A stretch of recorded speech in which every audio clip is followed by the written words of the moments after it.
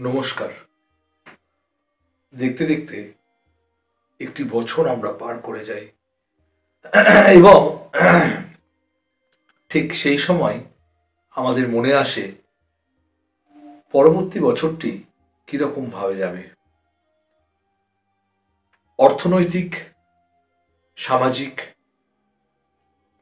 রাজনৈতিক, শিক্ষা জীবন, কোনো ব্যক্তির বৈবাহিক জীবন, তার শরীর এবং তার কেরিয়ার কি বার্তা বয়ে নিয়ে আসে একটি বছরে। আমরা ঠিক সেই সময় লক্ষ্য করি বিভিন্ন রকমের রাশি লগ্নের সাপেক্ষে বছরটি কেমন যাবে। কিন্তু সমগ্র দেশের ভিত্তিতে যদি একটি বছরকে বিশ্লেষণ করা যায় তাহলে আমার মনে হয় সবচেয়ে বেশি কার্যকরী হবে একটি মানুষের ক্ষেত্রে। কারণ একটি দেশের উপরে ভিত্তি করেই একটি মানুষ কিন্তু অবস্থান করে এবং একটি মানুষের জীবনযাত্রা কিন্তু নির্বাহ হয়ে থাকে। ইন্ডিভিজুয়াল হরোস্কোপ বিচার করার জন্য আপনাকে ইন্ডিভিজুয়াল জ্যোতিষ বন্ধুর কাছে বা অ্যাস্ট্রোলজারের কাছে পৌঁছে যেতে হবে।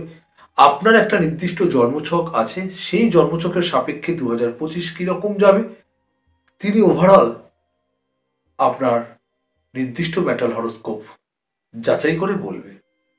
কিন্তু যখন কোনো ইউটিউবের পর্দায় আপনারা দেখছেন যে একটি বছর কীরকম যাবে, তখন আমার মনে হয় সমগ্র দেশের উপর ভিত্তি করে সমগ্র বছরটিকে যোগফল করে নিউরোলজির সাপেক্ষে তার ব্যাখ্যা এবং বিশ্লেষণ দেওয়াটাই যথাযথ।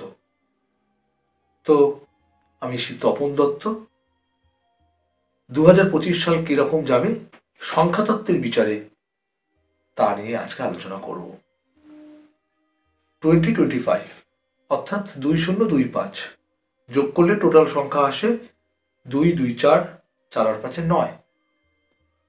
9 জ্যোতিষশাস্ত্রে মঙ্গলের সংখ্যা। 9 মানে একটা হচ্ছে রিয়েলিস্টিক লাইফ। যারা বেশি কল্পনা করতে পছন্দ করেন, কল্পনা প্রবণ, মনের মধ্যে অনেক কিছু ভাবেন, ভাবপ্রবণ, তারা কিন্তু এবছর এই বিষয়গুলোকে বন্ধ রেখে সঠিকভাবে কিভাবে আপনাদের জীবনকে গোছাবেন অর্থাৎ প্র্যাকটিক্যালি সব কিছু করতে হবে।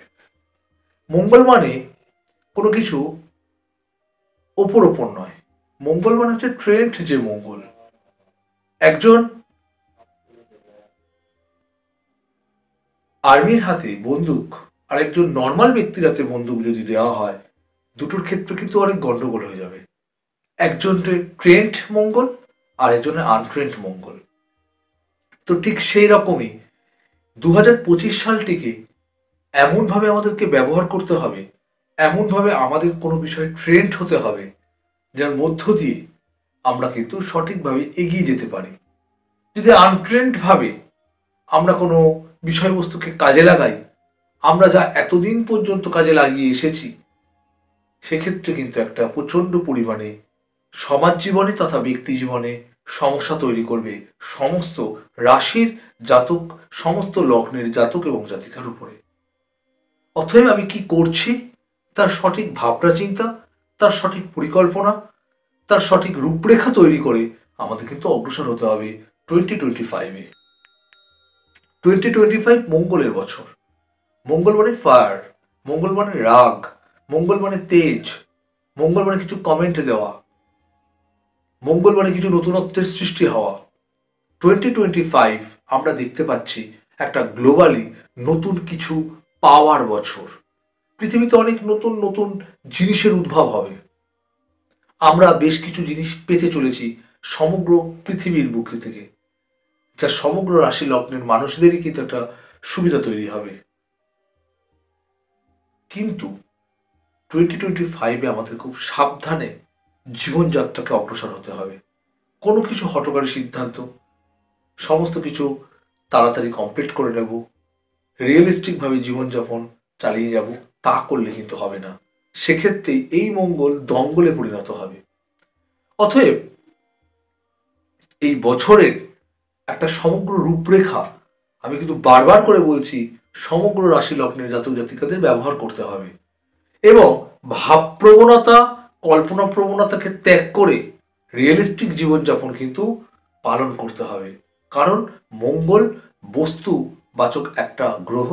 মঙ্গল যেহেতু 2025 সেটা একটা রিয়েলিস্টিক বছর, সেখানে কোনো ভাবের বা কল্পনার কিন্তু জগৎ থাকবে না। বেশ কিছু জায়গায় ভূমিকম্প, অগ্নুদ্গম, আগুন ধরে যাওয়ার সম্ভাবনা, অ্যাক্সিডেন্ট প্রবণতা ইত্যাদি বিষয় ঘটতে পারে। সেটা পৃথিবীব্যাপী বিভিন্ন রকমের বিপর্যয় তৈরি হতে পারে। সেই বিষয়গুলোতে আমাদের খুব সাবধান থাকতে হবে এবং যা কিন্তু মানব সমাজের একটা প্রভাব ফেলবে। সেক্ষেত্রে কিছুটা আমাদের সচেতন থাকতে হবে। শরীর সংক্রান্ত বিষয়ে সমগ্র ব্যক্তিদেরকেই, সমগ্র জাতক জাতিকাদেরই সাবধান থাকাটা বিশেষভাবে জরুরি। মঙ্গলের বছরে বিভিন্ন রকমের রোগের প্রাদুর্ভাব হতে পারে। এবছর কিন্তু উষ্ণতার পরিমাণ বৃদ্ধি পেতে পারে, সেদিকেও বিশেষভাবে আমাদেরকে নজর রাখতে হবে।